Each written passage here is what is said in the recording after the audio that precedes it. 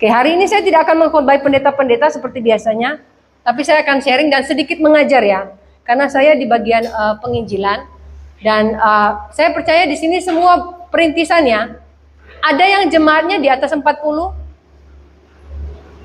orang, gak ada ya? Ada tapi tidak mau ngaku. Kenapa? Apakah itu jemaat orang bagi dua? Oh bukan ya, bukan. Oke. Ya, saya mau berbagi hari ini tentang penginjilan sejati. Bagaimana penginjilan sejati itu sebenarnya sulit. Mendapatkan jemaat satu dalam 1 tahun belum tentu ada. Kecuali ambil dari tetangga boleh. Itu bisa lebih dari 1, bisa dapat 2,5.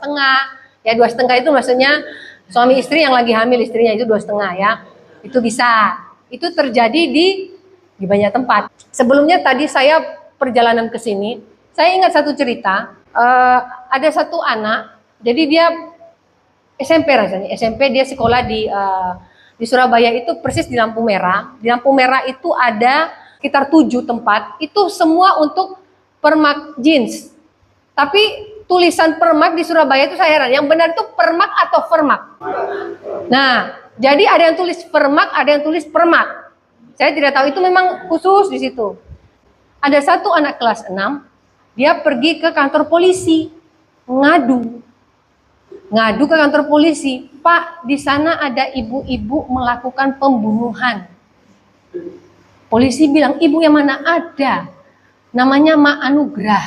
Pergi polisi, kenapa? Dia ada potong kaki pak, sama potong tangan.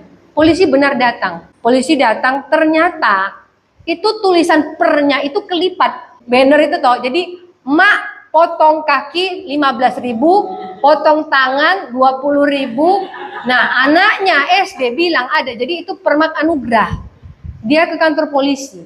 Mak anugrah potong kaki 15.000, potong tangan 20.000.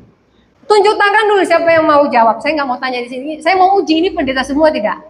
Ini namanya Bapak Yakob Minggu, adiknya Yakob Senin, sepupunya Yakob Rabu.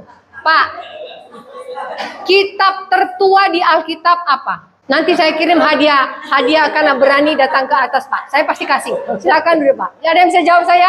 Saya mau tanya, metanoia artinya apa?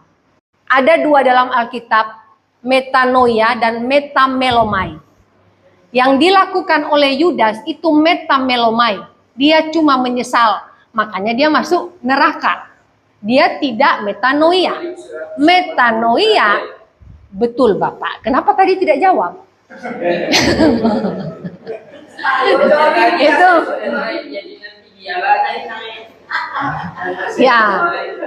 Ya itu metanoia itu bertobat atau iya Pak. Ya, bertobat atau berbalik. Nah, hari ini bicara penginjilan. Kenapa saya akan bilang metanoia? Karena penginjilan sebenarnya bagaimana kita memberitakan sesuatu yang bisa membuat orang lain metanoia, bukan metamelomai. Jadi kalau pelayanan penginjilan, buatlah orang-orang yang kita layani itu mengalami yang namanya metanoia, bukan metamelomai. Oke, kita buka dulu dalam 2 Timotius 4 ayat 5. Tetapi kuasailah dirimu dalam segala hal, sabarlah menderita, lakukanlah pekerjaan pemberita Injil, dan tunaikanlah tugas pelayananmu. 3 poin ini pesan dari Paulus. Yang pertama adalah kuasai diri. Dalam penginjilan, ini ada 3 poin tadi. Kuasai diri, sabar menderita, dan tunaikanlah tugas pelayanan. Yang pertama adalah kuasai diri. Kuasai diri ini gini, seperti waktu Paulus, waktu saat dia bertobat, dia kan melayani. Yang tolak dia siapa? Orang Yahudi. Hari ini yang tolak Anda dalam pelayanan siapa? Banyak, bahkan keluarga Anda sendiri menolak Anda ketika Anda pelayanan. Apalagi kalau misalnya, kalau di beberapa tempat, misalnya keluarganya itu GKJW, dan anaknya misalnya pelayanan itu di Pentakosta. Itu sudah haram itu dalam keluarga. Padahal sama-sama pelayanan. Bagi keluarganya, kamu ini sesat. Padahal keluarganya itu GKJW, anaknya pelayanan di Pentakosta, misalnya GPDI. Itu sudah berantem tuh. Itu masih sama-sama menyembah Tuhan Yesus. Tapi bagaimana dalam pelayanan ketika kita melakukan penginjilan, kita ditolak. Saya tidak bahas hari ini karena banyak. Jadi ada 7 prinsip penginjilan yang dilakukan oleh Yesus. Tapi saya tidak bahas itu secara banyak. Tapi salah satu prinsip utama yang dilakukan oleh Yesus adalah dalam penginjilan pertama adalah memberikan nilai dari kasih. Jadi bicara kuasai diri itu tadi seperti ini. Ketika kita ditolak, kita masih bisa mengasihi. Ketika kita ditolak, kita masih terus melayani. Menguasai diri ini seperti ini. Ketika Bapak Ibu ditolak, berhenti nggak pelayanan? Tidak kan? Jadi kuasai diri ini bicara bagaimana kita tetap dalam koridor pelayanan tanpa terganggu dengan keadaan yang tidak mendukung pelayanan itu. Bapak Ibu jangankan di daerah yang banyak orang belum percaya. Di daerah yang banyak Kristennya lebih banyak penolakan dan lebih menyakitkan. Kenapa? Mereka tahu firman. Hamba Tuhan dibalas dengan firman. Kala-kala Anda kalau tidak bisa menjawab. Kemarin saya di satu tempat pelayanan, saya tidak tahu kenapa pas kebetulan saya khotbah tentang bagaimana orang ketika jemaat, tiap kali ada yang khotbah dikritik sama dia. Jadi seakan-akan dia lebih hebat dari pendetanya. Waktu saya khotbah itu pas saya pulang saya ditengih. Saya minta maaf Bu, loh, kenapa? Selama 8 tahun dia selalu mengkritik pendetanya, bahkan berantem sama pendetanya karena berpikir, dia berdiri loh saat pendetanya khotbah, dia berdiri dan dia bilang, itu khotbah salah. Ketika Anda sedang khotbah, terus ada jemaat begitu, besok kira-kira Anda izinkan masuk gereja tidak? Diusir salah, enggak diusir salah, betul enggak? Kalau tegas katanya jahat, pendetanya pasti masuk neraka. Kalau baik Anda tidak pernah dihargai sebagai pemimpin. Betul? Jadi saat ini bicara dalam penginjilan, kita harus bisa menguasai diri. Ketika menginjil, penginjilan pertama, kuasai diri adalah ketika melayani jemaat, kita ajarkan mereka hal yang sama, mengajarkan prinsip pertama tadi, bicara kasih. Kita tahu ada kelemahan jemaat, kemudian kita melakukan pelayanan sepenuh hati meskipun jemaat itu antik, kemudian kita bentuk mereka dan kita keluar bersama-sama dalam penginjilan. Jadi kita bisa menguasai diri dulu untuk melihat jemaat ini antik, tapi kita harus membina mereka. Nah, ketika keluar untuk bisa melayani, ingat, gereja bisa berkembang dengan cepat karena yang bekerja bukan hanya gembalanya. Hari-hari ini gereja yang diharapkan bisa menginjil siapa? Gembalanya toh. Saya tanya, jemaat Anda ada menginjil tidak? Gak ada. Mereka cuma datang di hari Minggu, kemudian dapat khotbah terus pulang. Ada tidak mereka bilang, Bu, ayo kita pergi menginjil. Puji Tuhan kalau ada jemaat Anda yang mau menginjil. Karena di situ sebenarnya di dalam misi, ya kalau belajar misiologi, itu jemaat itu difungsikan. Jadi ketika gembala ini melayani, satu orang gembala, itu misalnya dia sudah bisa memuridkan 5 orang dalam penginjilan. Itu sudah berapa orang yang dia bisa layani. Nah, jadi ini bicara nilai pertama tadi memberikan nilai kasih, value yang Yesus lakukan ketika dia menginjil. Yesus ini menguasai diri. Pertama, menguasai diri ketika dia bersama dengan murid-muridnya. Murid-muridnya antik tidak? Antik. Aku lebih besar ketika di surga nanti. Yesus bilang, halah. Terus yang satu bilang, Tuhan, di antara kami ini nanti yang paling hebat siapa? Belum lagi yang Yudas sebelum dia ini belanja kita bulan ini gereja kurang ya. Terus udah nggak kasih persepuluhan jemaat, gimana nih Yesus? Persepuluhan lagi, belanja lagi. Kalau Petrus ribut dengan emosinya, lihat itu loh Yesus antik jemaat itu, kita suruh keluar aja. Satu keluar kan nggak apa-apa, antik toh. Tapi Yesus bisa menguasai dirinya untuk mentoring 12 muridnya ini yang antik. Langkah pertama, karena Yesus tahu bahwa kemudian hari yang 12 murid inilah yang akan menginjil. Inilah penginjilan sejati. Jadi dia memuridkan dulu, baru bersama-sama pergi. Ini masalah pertama dulu. Sudahkah kita memuridkan jemaat kita untuk menginjil? Kita harus bisa memuridkan. Nah, cuma nanti masalahnya ada di masalah kedua. Di masalah kedua adalah karena pendekatan awal memang kita mulai dari jemaat dulu, kita bisa kuasai diri untuk boleh mementoring mereka, mendewasakan mereka untuk menginjil. Ketika keluar ada masalahnya lagi. Masalahnya lagi nanti di kedua itu sabar menderita. Pendeta di sini semua kan saya pernah bilang ya, pendeta itu terpanggil untuk menderita. Ada yang bilang ke saya, Bu, masa jadi pendeta menderita? Maunya apa? Jadi artis aja menderita kok kalau nggak laku. Artis sekarang kenapa mereka menderita? Hidungnya peok dikit aja dioperasi, coba. Udah berapa banyak botol plastik dipakai itu mereka operasi plastik. Ketika panggilan kita sebagai hamba Tuhan untuk melayani, ingat, pelayanan pengembalaan tidak hanya berbicara di atas mimbar. Tentu ada yang namanya penginjilan, meskipun panggilan itu ya ada gembala, ada pengajar, tetapi kalau gembala tidak bisa multitasking seperti itu nanti gerejanya itu seperti berjalan di tempat. Kalau Anda mengembalakan saja tapi tidak menginjil, ada pertumbuhan tidak? Tidak ada. Oke, Anda sudah mengembalakan, Anda kurang bisa berkomunikasi dengan baik, tapi ada jemaat yang bisa. Anda sudah mentoring mereka, ajarkan mereka firman, mereka bisa menginjil, itu ada perkembangan dalam gereja. Tapi kalau jemaat tidak menginjil, kemudian gembalanya juga tidak menginjil, tidak akan ada pertumbuhan. Panggilan untuk melayani Tuhan adalah evangelism, mengabarkan Injil. Hari ini ketika Anda disuruh menginjil, Anda bilang, sudahlah Tuhan, selesai sudah. Apa kalau ayat dari Paulus bilang, perlombaannya sudah selesai? Sudah. Apalagi ketika ada masalah, hamba Tuhan memutuskan untuk kembali saja kepada Bapa. Hari ini yang mau kembali kepada Bapa ada? Yang batuk artinya tidak ya Pak ya?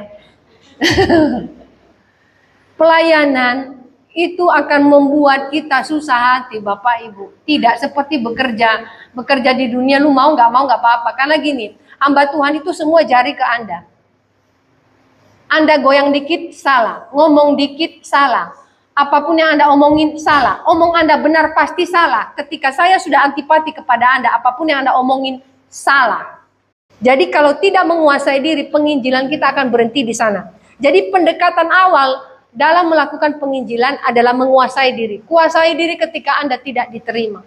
Kuasai diri ketika Anda melihat, kok antik sih jemaatku ini tidak membantu pelayanan. Menguasai diri juga termasuk ketika menyampaikan Injil.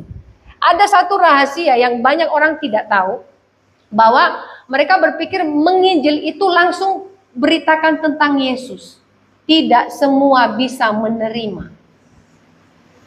Yesus ketika menginjil, apakah dia langsung bicara tentang kerajaan Allah? Tidak. Dia deketin orangnya, mau sembuh tidak? Yang perwira itu bilang, mana sih yang sakit? Itu namanya pendekatan, kekeluargaan. Ketika kita mau menginjil, dekati dulu orangnya, jadi keluarganya, sampai dia dekat dengan kita, baru sampaikan tentang Kristus. Jangan langsung bilang, percaya Yesus Bu, pasti diberkati, sakit penyakit nanti hilang. Kalau dia mati besok karena sakit, no kan katanya percaya Yesus sembuh nih, Yesus bikin aku mati. Kemarin itu ada, sampai anaknya bilang gini, pendeta datang di rumahku katanya, pokoknya kalau mbahmu percaya sama Yesus disembuhkan. Persis malamnya mbahnya mati.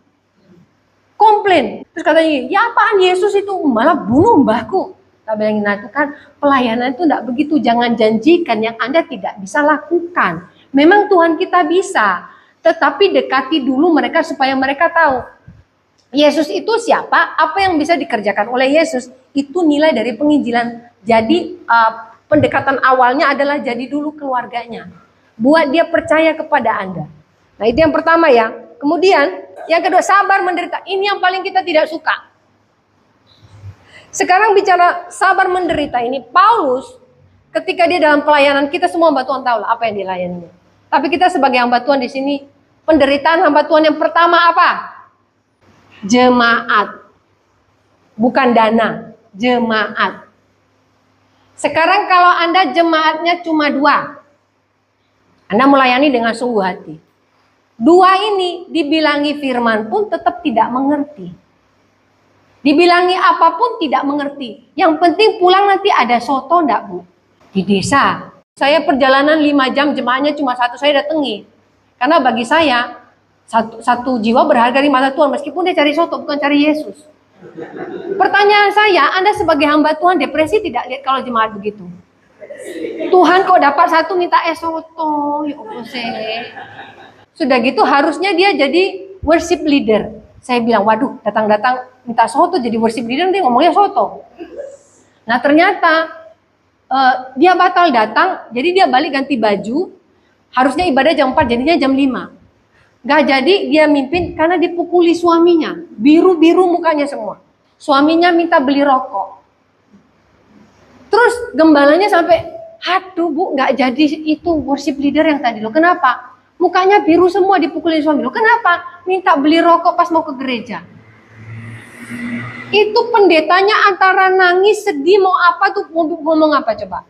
Kalau jemaat Anda seperti itu, apa yang Anda rasakan? Itu penderitaan pertama loh, jemaat. Gembala yang benar, dia merasakan penderitaan jemaatnya. Gembala yang benar, dia tahu kesedihan jemaatnya. Paulus ketika dia menderita, sabar menderita ini, dimanapun dia pelayanan, dia ditolak. Tetapi ketika dia pelayanan, lihat orang Korintus, kerjanya apa? Seks bebas. Terus sok rohani, sok pinter-pinternya bahasa roh. Saya kan pernah cerita, bukan di sini kalau nggak salah. Jadi saya waktu itu di daerah NTT sana, ada hamba Tuhan, gerejanya di sini, hamba Tuhan satu gerejanya di sana, saling menyesatkan, saling curi jemaat. Akhirnya katanya, kita lomba, siapa bahasa rohnya yang paling keren. Itu divideokan, kata-kata, yang satu, kata-kata. Saya bilang, orang, dan itu viral loh, pendeta. Jadi bukan penginjilan lagi, mereka sibuk dengan hal seperti itu. Sabar menderita itu seperti ini, ketika kita dalam pelayanan kita lihat jemaat kita, kemudian kita rasakan apa yang mereka rasakan. Kita harus sabar melihat penderitaan mereka. Mereka pun sulit untuk hidup, sulit untuk memahami Tuhan, sulit melihat kasih karunia Tuhan. Kita pahami itu baru penderitaan pertama. Penderitaan kedua hamba Tuhan apa? Dana. Saya beritahu, penginjilan bisa bergerak dengan cepat kalau ada dana. Gak ada dana, Anda mau nginjil firman saja, gak bisa. Ada bisa, tapi ya 1 di antara 1000 mau. Tapi kalau Anda tidak mengadakan misalnya berobat gratis, ya seperti yang saya lakukan di desa Ngadirejo sama di Jegles, saya bikin les-lesan. Saya buka sekolah anak. Saya ajarin mereka menggambar, ajarin mereka bahasa Inggris, ajarin menghitung, ajarin membaca. Itu semua orang desa sama kepala desanya datang. Tapi harus ada dana. Dananya apa? Harus siapin buku tulis, siapin gambar, pensil gambar. Sekarang kalau hamba Tuhan di desa, jangankah beli pensil gambar, beli garam aja susah. Nah sekarang, ini penderitanya hamba Tuhan dalam penginjilan. Pertanyaan saya, ketika tidak ada dana, apa yang dilakukan oleh pendeta dalam penginjilan? Berdoa. Ya memang hanya bisa berdoa. Coba lihat ceritanya Paulus. Sampai Paulus bilang, pelayanannya dicukupkan oleh jemaat. Jemaat mana ya? Di mana dia buka pelayanan, ada yang support. Tidak pernah loh Paulus pergi ke Yerusalem bilang ke Petrus, tolong danai mahal. Biaya perjalanan ini mahal. Tidak pernah. Tapi dia berserah kepada Tuhan. Tuhan siapkan orang-orang yang mendanai. Di gereja Anda ini yang perlu Anda doakan. Tuhan, kami butuh orang yang bisa support gereja ini. Sehingga penginjilan bisa berjalan. Karena jujur, kalau tanpa dana, memang tanpa dana penginjilan nggak bisa jalan Bapak Ibu. Kalau bisa jalan Anda luar biasa. Karena berarti Anda memang harus melakukan visitasi yang banyak. Waktu kami pelayanan di Padang, kami tidak punya dana. Ini mulu sampai berbusa 1 tahun baru bertobat, itu pun karena mau mati. Mau matinya kenapa? Nggak tahu penyakit apa, akhirnya bilang, ya nggak apa-apa, saya percaya Yesus. Padahal kita tiap hari visitasi, ngomong tentang Tuhan, terus kita pulang, nggak mau terima. Tapi setelah sudah mau sekarat, mau mati, baru percaya. Tapi kalau sudah ada dana, turun dana, waktu itu ada dana bantuan, mereka tinggal di bawah kaki bukit, yang akhirnya dulu tahun berapa itu terjadi longsor, itu langsung ke gereja. Ada dana bantuan janda, tiap bulan beras sekian. Woi, gereja buka jam 9 sudah datang jam 6 pagi. Tapi waktu tidak kasih apa-apa, yang nggak datang. Bukan kita mendiskreditkan mereka juga butuh uang, butuh beras. Beban hamba-hamba Tuhan dalam penginjilan, dana. Kalau tidak ada dana ya kurang berjalan. Jadi harus berdoa. Saya percaya Tuhan kita tidak pelit. Kalau kita hamba-hamba Tuhan, kita percaya Tuhan kita tidak pelit. Tapi seperti tadi Tuhan paskan. Pas perlu ada ya Pak ya. Pas enggak perlu-perlu amat, enggak ada. Tapi terkadang Tuhan juga menunggu. Mungkin air mata Anda belum sebanyak sekirbat. Masih setetes nangis dulu sebanyak-banyaknya, campur ingus-ingusnya baru dikirim dananya. Karena ini dalam penginjilan. Kita baca Filipi 4 ayat 11. Kukatakan ini bukanlah karena kekurangan, sebab aku telah belajar mencukupkan diri dalam segala keadaan. Hamba Tuhan, penderitaan kita mencukupkan diri dalam segala keadaan. Waktu penginjilan di Padang, ada mereka tuh tinggal di bawah kaki bukit. Jadi gini, mereka itu bekerja cari rotan di hutan. Suami-suaminya, istrinya ditinggal. Nah, ibu ini hamil. Waktu kami berkunjung, maaf ya, anaknya yang 2 tahun, dia posisi hamil, tidak pakai baju. Terus saya bilang, loh Bu, kenapa anaknya nggak pakai baju? Tidak punya baju katanya. Nah, kemudian pas kami datang, entah kenapa pas kami datang ketubannya pecah. Persis hujan. Anda tahu kalau hujan tanah liat seperti apa? Itu pengalaman saya yang saya bilang, Tuhan Yesus, saya nggak mau jadi pendeta. Karena ketubannya pecah, mentor saya bawa anaknya yang telanjang itu nggak punya baju. Jadi kita mau bawa ke pastori. Saya bawa ibu hamilnya. Ya yang gendong anak kan enak, turun di batu. Saya bawa ibu hamil. Saya beritahu Bapak Ibu, itu jarak dari atas ke bawah, mungkin sekitar 300 meter. Kami berdua licin, jadi Tuhan mempercepat kami nyampe di bawah hanya dalam waktu 2 menit. Karena hujan. Di pastori kami hanya dapat dana 300.000 tahun 2000 berapa tuh? 2002. 300.000 bisa beli apa? Karena waktu itu bayar listrik 100.000, beli beras saja kurang. Terus kami mesti nampung ibu hamil. Nah maaf ya, ibu hamil ini pun tidak punya baju di badan. Akhirnya saya harus ke saya bilang nanti kita persiapkan ya. Kalau baru melahirkan pembalutnya ibu-ibu, istrinya baju bayinya. Belum ke pasar, baru sampai depan pintu pastori. Keluar, saya kan waktu itu belum menikah. Saya bilang, ini apa keluar panjang-panjang? Anaknya sudah lahir Bapak Ibu. Lalu saya bilang, Tuhan dananya dari mana ini melahirkan? Saya tidak punya dana bawa dia ke rumah sakit. Dulu belum ada BPJS. Terus dananya dari mana? Intinya gini, kami harus menampung orang-orang yang datang ke rumah yang belum percaya Tuhan, yang seperti itu. Terus dananya dari mana? Ini di sini saya bisa melihat bahwa Tuhan itu tidak pelit. Sorenya nggak tahu dari mana. Jadi saya dulu sambil pelayanan saya bekerja, ada bapak-bapak datang bawa buah-buahan. Katanya, terima kasih ya sudah bantu saya ke Panelu. Ada yang bawa beras, ada yang bawa buah. Nah, jadi bisa kasih makan orang itu yang datang di rumah saya dan tinggal di pastori itu 1 minggu. Dan selama jadi hari pertama maaf karena saya waktu itu juga di daerah Padang itu saya tidak tahu yang mana jual baju-baju bayi. Anak itu pakai baju saya. Jadi kayak pakai daster dia. Saya kasih baju kaos saya, dia pakai daster 2 hari. Ya seperti itu dalam pelayanan. Hari ini ketika Bapak Ibu tidak punya dana, ini bicara menderita. Anda mikir nggak, kalkulasi nggak? Loh, kalau nanti saya bantu jemaat, saya aja butuh dibantu. Hari ini selama ini kita berpikir bahwa kita harus dibantu jemaat. Ini harus diubah ya. Ada masanya kita harus membantu jemaat. Dalam segala kekurangan kita harus bisa membantu jemaat. Karena di dalam pelayanan ketika bicara sabar menderita ini bicara bagaimana aku telah belajar mencukupkan diri. Ada nggak kita memberkati jemaat? Kita mungkin tidak punya banyak, tapi kita bisa memberi puji Tuhan, itu penginjilan. Jadi prinsip kedua yang dilakukan oleh Yesus adalah berapa roti?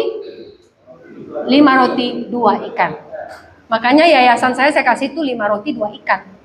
Karena tidak pernah ada dana di rekening. Tapi pas saya jalan, ada yang transfer.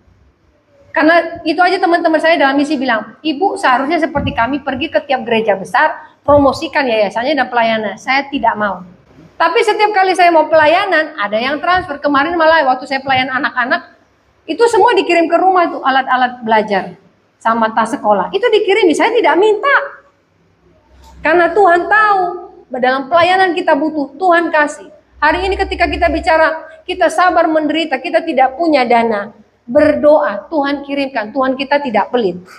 Jadi gini, ketika bicara dalam penginjilan sabar menderita, bukan hanya bicara dana, ketika tidak ada volunteer itu apa ya? Yang bantu dalam pelayanan. Anda pernah pelayanan, pemusik tidak ada, pendetanya yang nyanyi, pendetanya yang kecek-kecek, pendetanya yang khotbah. Kadang disuruh ngambil persembahan, jemaatnya tidak mau. Pendetanya juga yang ngambil persembahan. Saya pernah ibadah di satu tempat, pendetanya main kecek-kecek. Terus dia khotbah, dia pengumuman, jemaatnya ada sekitar 10. Persembahan dia, saya bilang, loh Bu, kenapa nggak dipilih? Tidak mau, malu katanya. Jadi semua pendetanya yang melakukannya. Terus ada satu, waktu itu mereka belum punya keyboard. Yang kedua kali saya datang, mereka dapat keyboard bekas. Jadi di mimbar itu bapaknya kasih keyboard. Nah, dia yang mimpin. Terus saya bilang, kenapa bukan istrinya Bapak? Oh, masalahnya saya main di C, istri saya nyanyinya di X. Jadi daripada kacau, lebih baik saya yang bermain. Ya memang istrinya bisa nyanyi, cuma ya itu, yang main C dia ke X itu istrinya. Tapi di sini dia juga harus berpikir bahwa Tuhan, aku ini kalau melakukan sendiri tidak ada yang membantu. Ini juga penderitaan hamba Tuhan. Sekarang loh, kalau ada yang mau nyumbang Anda drum, nggak ada yang main drum, itu drum dipajang bisa rusak. Ada yang nyumbang Anda keyboard, nggak dipakai, itu keyboard rusak. Mau tidak mau pendetanya harus belajar. Kayak Pak Josafat, ya toh Pak, disumbang gitar, nggak tahu main gitar, terpaksa dia harus belajar gitar sekarang. Ya apa-apa yang dikasih Tuhan, ya kita juga butuh yang namanya volunteer, jemaat yang membantu pelayanan. Sabar menderita untuk sementara hamba-hamba Tuhan sebelum ada yang membantu Anda dalam pelayanan. Berdoa supaya Tuhan itu kasih karunia buat jemaat. Karunia pertama adalah karunia memberi. Memberi motivasi, memberi semangat. Ya bukan memberi duit ya. Jangan itu yang utama. Kalau uang sebenarnya Tuhan yang sediakan. Ya. Jadi penderitaan pendeta yang pertama itu adalah volunteer. Tapi yang paling bahaya penderitaan pendeta yang paling berbahaya adalah, makanya saya bilang para pendeta, siapkanlah aku approve atau no drop di gerejanya. Tahu ya aku approve ya? No drop, itu kan anti bocor. Nah kalau Anda bercerita kepada jemaat Anda pas pulang di aku approve mulutnya beda bocor. Kadang ceritanya di luar berbeda Bapak Ibu. Anda sudah disapai Bapak Gembala, nanti di luar ceritanya berbeda. Itu mulut di aku approve, di no drop. Hamba Tuhan banyak menderita, kenapa? Dijelekan sama jemaatnya sendiri. Tapi tetap datang ke gereja Anda. Bagaimana perasaan Anda Bapak Ibu? Sakitnya tuh di sini. Ada di banyak tempat. Pendetanya sering sekali bilang, apakah jemaat ini harus dikeluarkan atau bagaimana? Saya bilang begini, dibimbing sampai mentok Pak, tapi kalau sudah merusak jemaat jadi racun, boleh dipersilakan keluar, jangan takut. Karena kasihan yang ada di dalam. Tapi ini penderitaan yang paling membuat pendeta menderita adalah jemaatnya sendiri. Dari awal tadi kan gembala merasakan penderitaannya jemaat, tapi jemaatnya membuat pendetanya menderita. Bahkan kenapa banyak pendeta kena stroke bukan karena kurang gizi, karena jemaatnya terus saja bikin susah hati gembalanya. Hati-hati pendeta, kalau Anda tidak sanggup pikirkan jemaat Anda, nggak usah pikirkan. Pikirkan Tuhan saja. Karena ada beberapa orang memang tidak layak untuk dipikirkan. Bukan saya bilang tidak ini, percuma. Saya sudah bilang berapa kali, Anda percuma mikirkan dia, tapi dia tidak mikirkan Anda. Yang ketiga adalah tunaikan tugas pelayananmu. Tunaikan tugas pelayanan itu seperti apa? Panggilannya tadi apa? Mengembalakan, menginjil, visitasi, ya toh. Tapi kadang-kadang kita ini semangat untuk melayani tidak ada, kenapa? Ya seperti tadi itu. Yang mau dilayani siapa Bu? Di kampung ini wis tidak mau sudah orang-orangnya. Masuk ke kampung sebelah kan sudah ada gereja lain. Bener enggak? Saya bilang, penginjilan itu sampai ujung sana pun enggak apa-apa. Tapi kan tidak harus jadi jemaat Anda. Ini masalah pendeta. Pikirnya siapapun yang dia layani harus jadi jemaatnya. Keliru. Yesus tidak pernah menginjil di setiap kota bilang, ikut saya dan jadi jemaatku. Tidak pernah. Dan Paulus melakukan hal yang sama. Silakan mau sama Apolos boleh. Ada Pak Apolos di sini? Nah, Pak Apolos sama Petrus boleh. Paulus ngomong begitu loh. Jadi misalnya Ibu Dani melayani di daerahnya Bapak Apolos, ada satu jiwa, tidak perlu harus ke gereja Ibu. Ini yang paling dekat, silakan Bu, dipercayakan. Itu jiwa milik Tuhan, bukan milik gereja. Kekeliruan terbesar, kekecewaan kita adalah ketika kita melayani, padahal aku yang layani loh, masa gerejanya di situ. Yang penting jiwanya diselamatkan. Hitungannya nanti bukan berapa jumlah jemaat Anda, berapa yang sudah Anda layani. Misalnya begini, Bu Dani menginjil 5 orang. Bertobat Bu, tapi gerejanya di Pak Apolos. Yang dapat mahkota siapa? Bu Dani. Yang dapat persepuluhan, Pak Apolos enggak apa-apa. Mau persepuluhan apa mahkotanya Bu? Mahkota.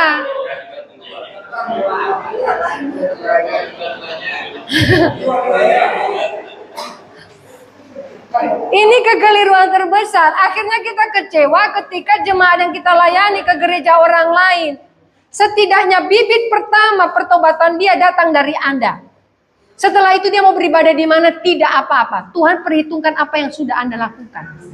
Itu namanya tunaikanlah tugas pelayananmu. Jadi tidak terdistraksi, artinya tidak terganggu dengan, loh kok malah ke situ. Gak apa-apa, yang penting dia tetap percaya Yesus. Kemudian tidak mundur, tidak tak layani lagi. Kalau suatu saat orang yang sama hanya percaya kepada Anda menceritakan cerita khususnya, terima. Loh, kamu kan sudah jemaat di sana lah, apa cerita sampai aku? Gak bisa. Ini bicara pelayanan yang namanya mencari jiwa. Mencari jiwa bukan menambah jumlah jemaat di dalam gereja. Penginjilan, evangelism, bagaimana membuat orang metanoia. Bukan bagaimana membuat orang berjemaat. Banyak orang berjemaat tapi tidak metanoia. Cuma berjemaat saja, yang penting Kristen. Itu yang orang lakukan, tidak metanoia. Jadi penginjilan sejati adalah bagaimana kita melakukan penginjilan, menyampaikan firman supaya jemaat itu metanoia. Jadi Bu Dani suatu saat pelayanan di mana, Bu Ignasia, meskipun itu jauh Bu, ada gereja terdekat, silakan, monggo bapaknya tinggal dapat jadinya, it's okay. Berarti kan pelayanan ini ada paguyuban saling membantu, menolong dalam penginjilan. Kenapa para hamba Tuhan berkumpul? Supaya dalam pelayanan saling mendukung. Kalau berkumpul hanya untuk ibadah tidak saling mendukung, buat apa?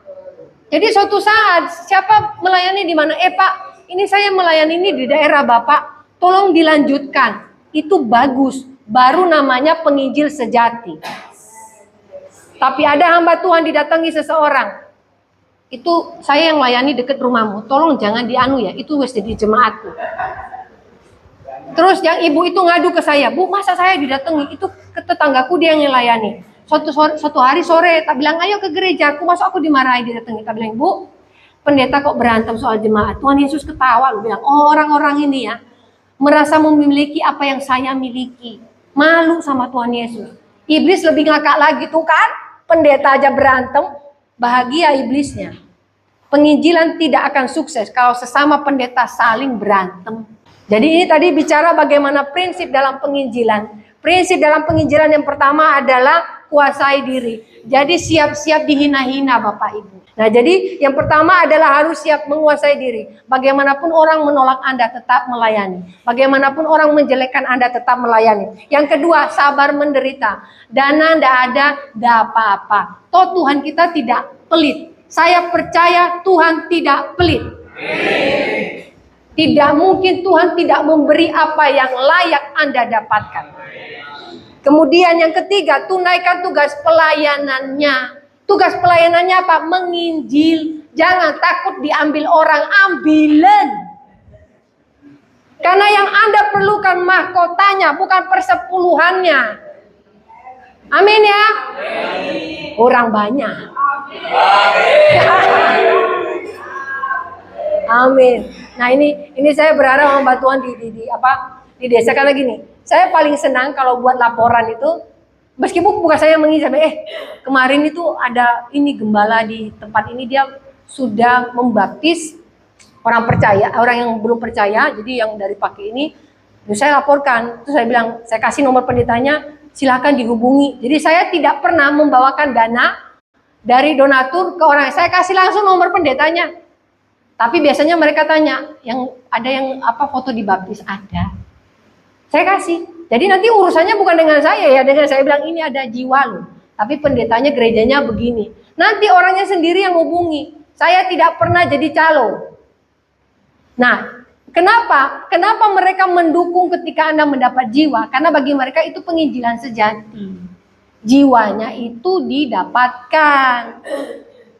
Nah, sebenarnya sekarang beberapa orang itu mau membantu penginjilan ketika ada laporan ketika Anda berhasil mendapatkan jiwa dan dibaptis. Tapi bukan mencuri jiwa ya. Bukan laporan pertumbuhan jemaat saya sekarang 9. Oh iya, dari seberang situ. Itu hanya eksodus saja itu. Jadi bukan pertobatan, eksodus. Eksodus dari gereja A ke gereja B. Jadi 3 poin ini saya percaya hamba-hamba Tuhan kita bisa belajar prinsip. Ini baru 3 prinsip ya yang dilakukan Tuhan Yesus dalam pelayanan. Dan termasuk apa yang dilakukan Yesus ini dilakukan oleh para murid. Para murid melakukan penginjilan. Kenapa penginjilan mereka berhasil? Mereka melakukan 3 prinsip pertama ini. Menguasai diri, sabar menderita, dan menunaikan tugasnya. Amin. Mari kita berdoa. Yesus Tuhan, Yesus Tuhan, Yesus.